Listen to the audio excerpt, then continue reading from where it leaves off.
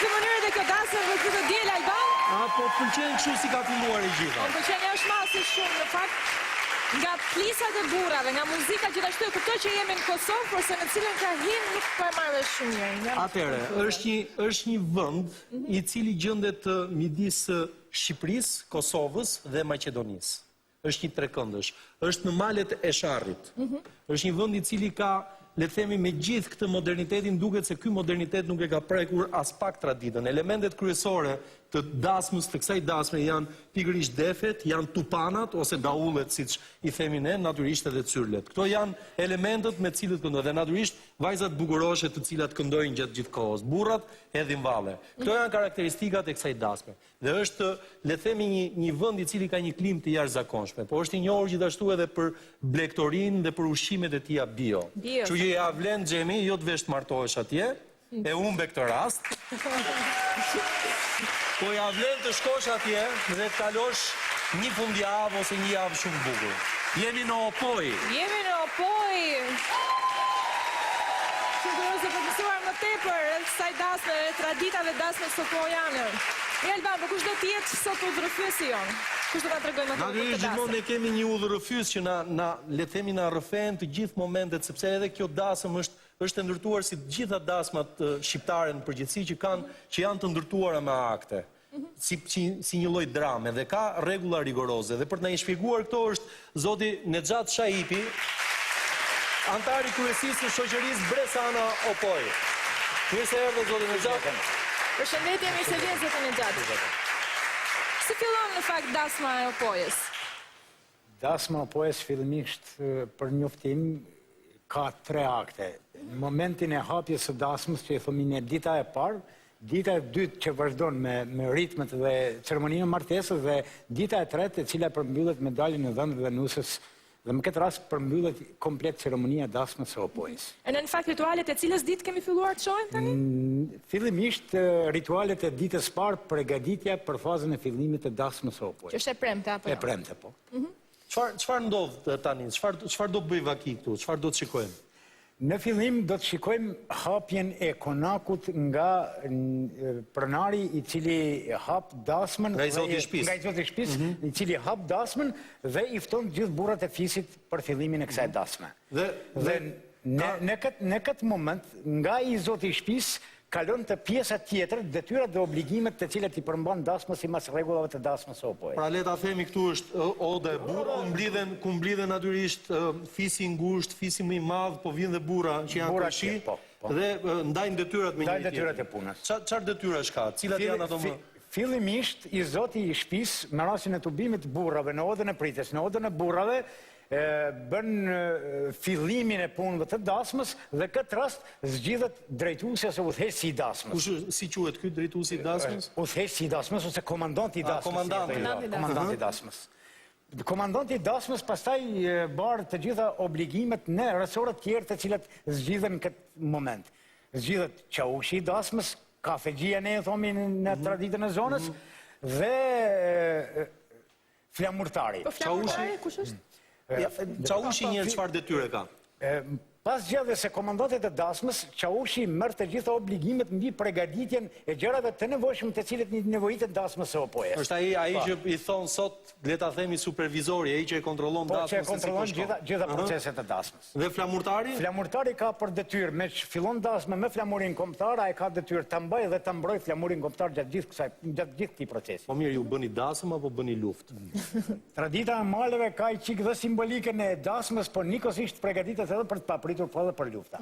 Ndërkohë, është edhe një ritual, Xhemi, që është rituali i shtypjes grurit, dhe po të shikosh është dybek, apo jo, dybek i thonë. Dybeku i thonë, kjo është një instrument ku shtypet gruri, që përgatitet ëmbëlsira e dasmës, që është një përzierje e grurit me sheqer dhe me qumësht. Dhe me se mbyllen festimet e ditës premte? Festimet e ditës premte mbyllen me përmbylljen e kësaj ëmbëlsire bashkë me të gjitha produktet tjera që do servohen ditën e nesërme me rastin e ditës së dasmës. Kështu që ne po shikojmë tani që kanë ardhur burrat, Xhemi ti mos provo ta marrësh dybekun sepse nuk është punë për gra këtu, është punë për burrat kjo. Po, këto e bëjnë burrat. E shtypi burrat atë grurin atje, po burrat tani janë mbledh në odë njerëz dhe ne do shikojmë se si do ndajnë detyrat apo jo. Patjetër. Atëherë ti shikojmë.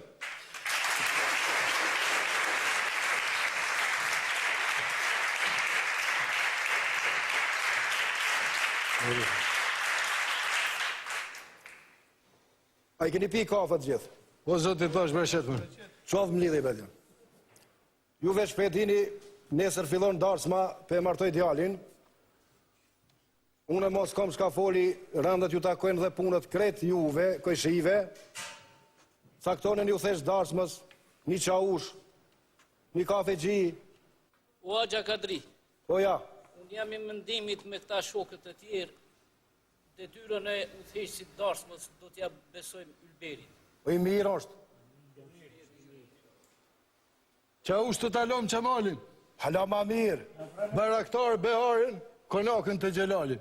Po të gjelali bol mirë se ka dhe pajatën e mlume, me ka dhe i shi, havaja keqe që aty ishte i mbranda, po shumë mire pas t'i bo. E këta tri të din punën e vetë, punën e kafës. Po. Për hartë kuftë. Hajrë pash, falem dhe Edhe me të mirë. e inshallah s'korit nga.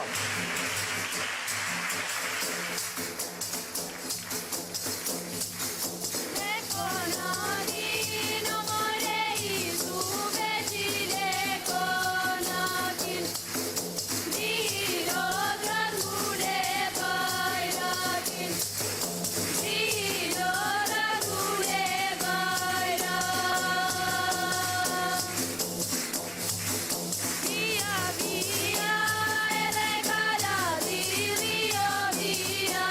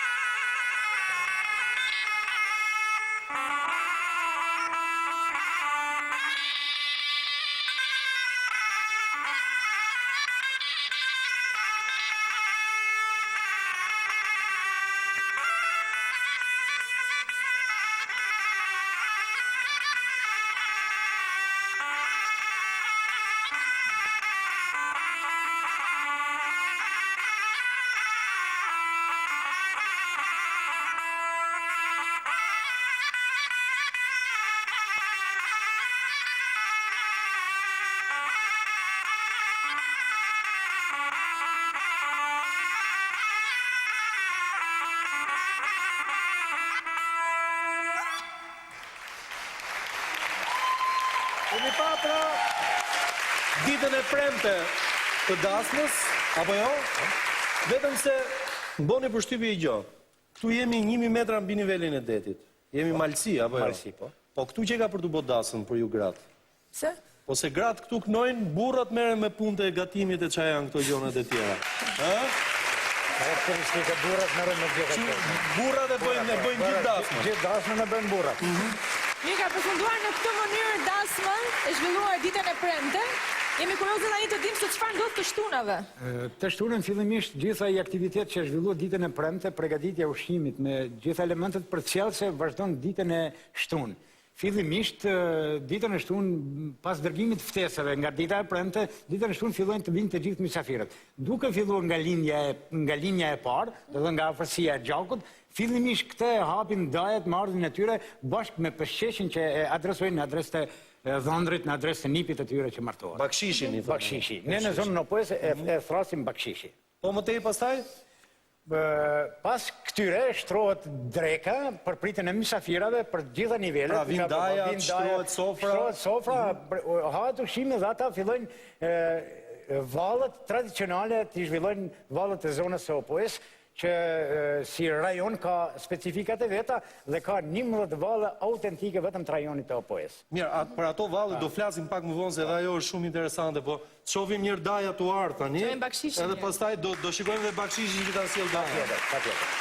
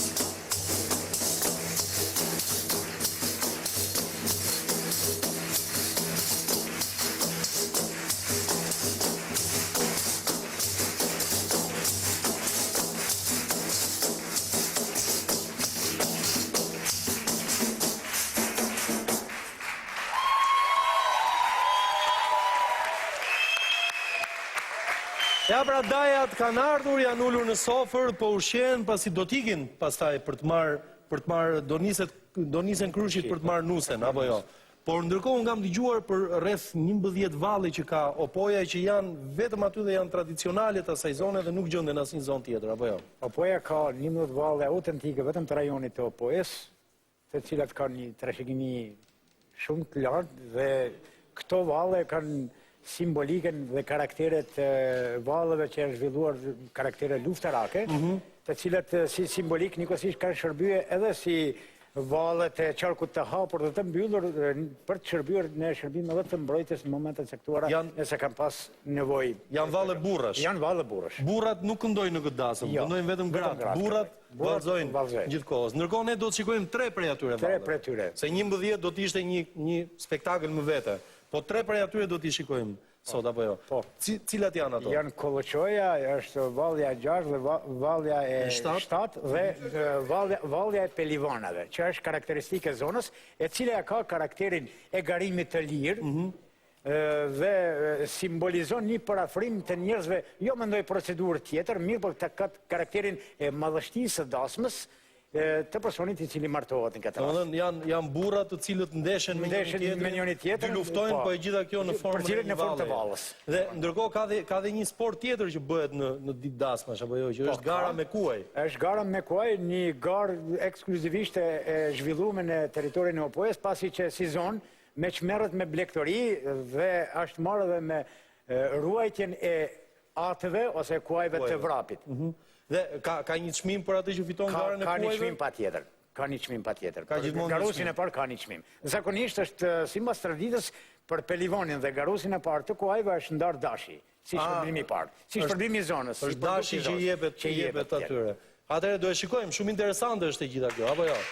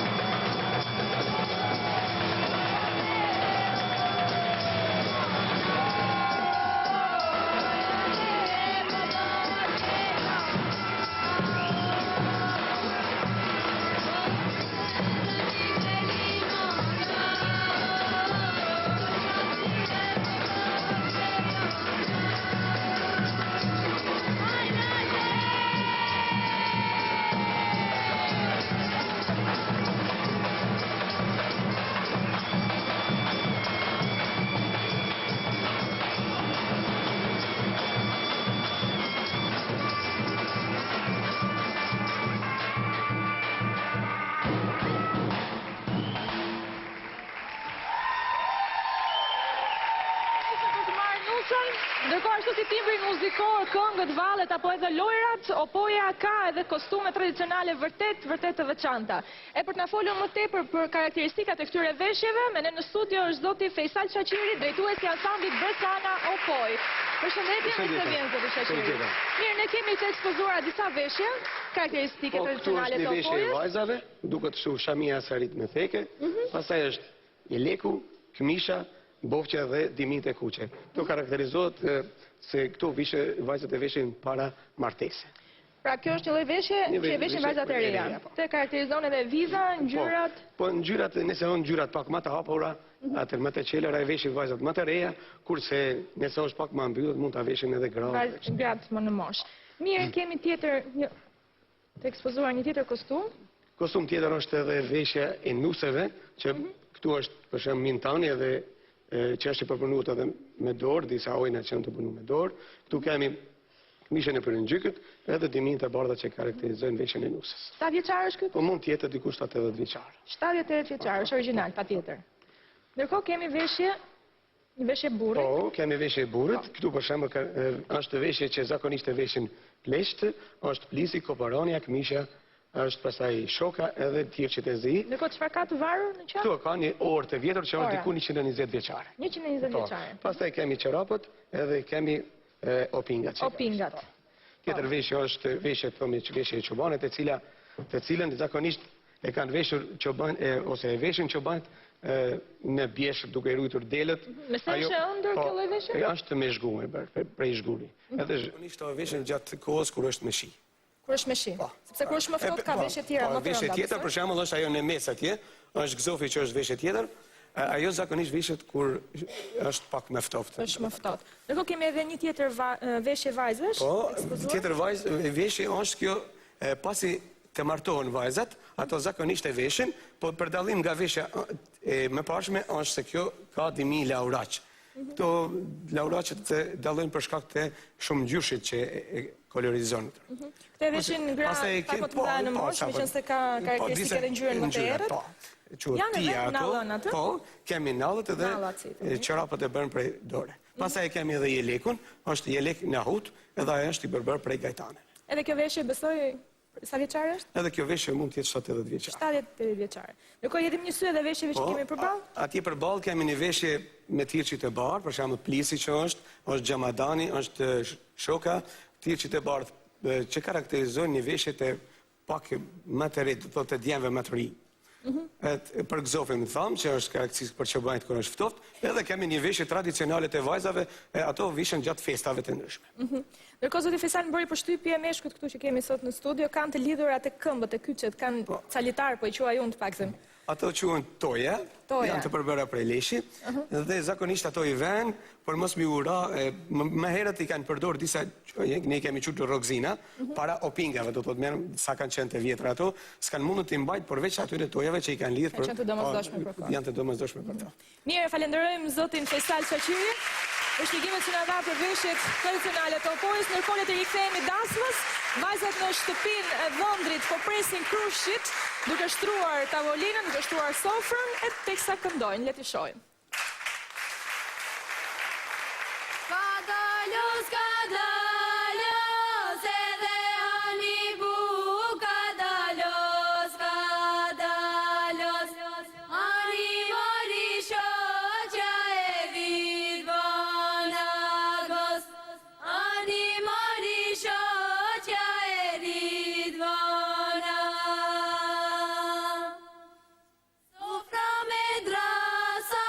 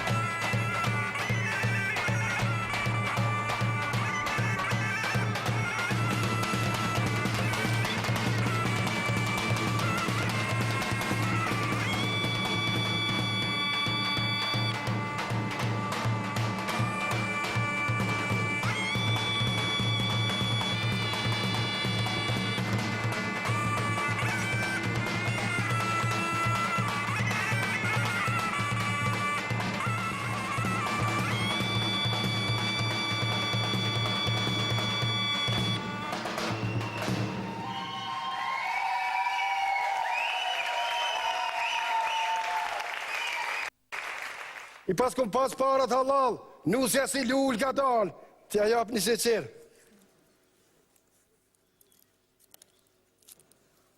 Hajde omël në shko fjare.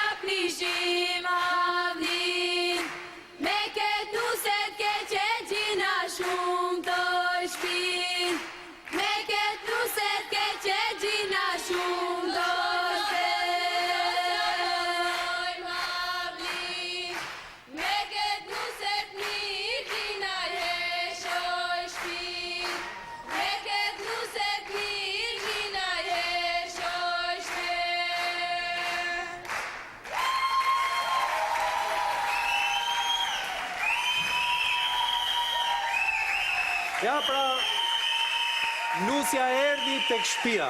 Ka mbritur shëndoshë mirë, në fakt më bëri shumë përshtypje Alban që pse nusën e priti babai dhe ëndrrit dhe jo nëna. A pra pse? Karakteristike zonave të larta, thash për shkak të shpërësisë dhe të marrëdhënieve çfarë janë të krijuar në atë zonë, nusën fillimisht e pret babai i shtëpisë, domethënë si një koqir si pric, për arsye të burnimit me një farë forme, kjo simbolizon efektin dominot e burrit në raportet familjare. Ato tre kapuça që Ato tre kapuça të cilët e vendosin janë rit me të cilën prindi, në këtë rast babai, i uron shëndet, i uron rit familjare, domethënë i uron plleshmëri, në mënyrë që ajo të gëzoj fillimisht me një djalë që është simbolike e çunit, në këtë rast ose djalit. Në fakt ne dëgjuam edhe këngët që këndoheshin nga gratë, se gjithmonë e thamë edhe më përpara, në këto dasma këndojnë gratë apo jo? Në këto dasma është karakteristike se në dhomën e prisit, në dhomën e dhëndrit këndojnë gratë. Dhe një palë e grave këndonin e shanin nusën me këngë, pala tjetër e mburte nusën. Është vërtet, kjo traditë fillon në atë variant që fillimisht elementet e grupit ngusht familjar, vajzat e grupit ngusht familjar i këndojnë dhe lavdojnë nusën për mburën me atë, kurse pjesa tjetër, rrëzit më të gjunë, këndojnë këngë që e shojnë duhet testue elementin e inteligjencës se si do të reagojnë nusja në këto raste. Nësa di unë, ka të meni që të hamë ca petulla më duke. Po shikojmë, po bëjmë gati brumin atje. Po se për të janë ato petulla, në e thuaj ti tani.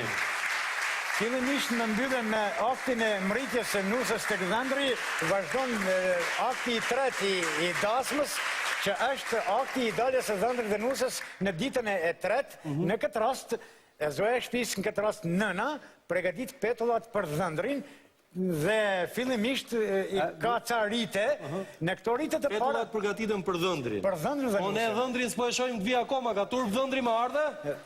Sigurisht se ta fitoj sjellin dhe dhëndrin. Ja, po vjen dhe dhëndri. Do me thënë, nëna përgatit petullën për qiftin, për dhëndrin dhe nusën. Por për para kësaj...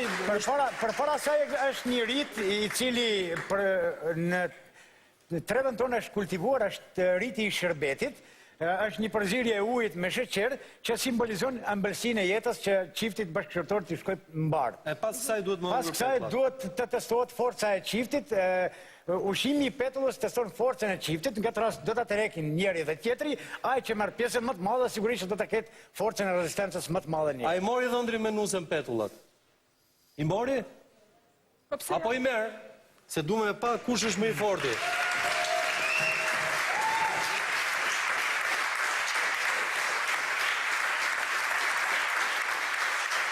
Tani po japin shërbetin njërë.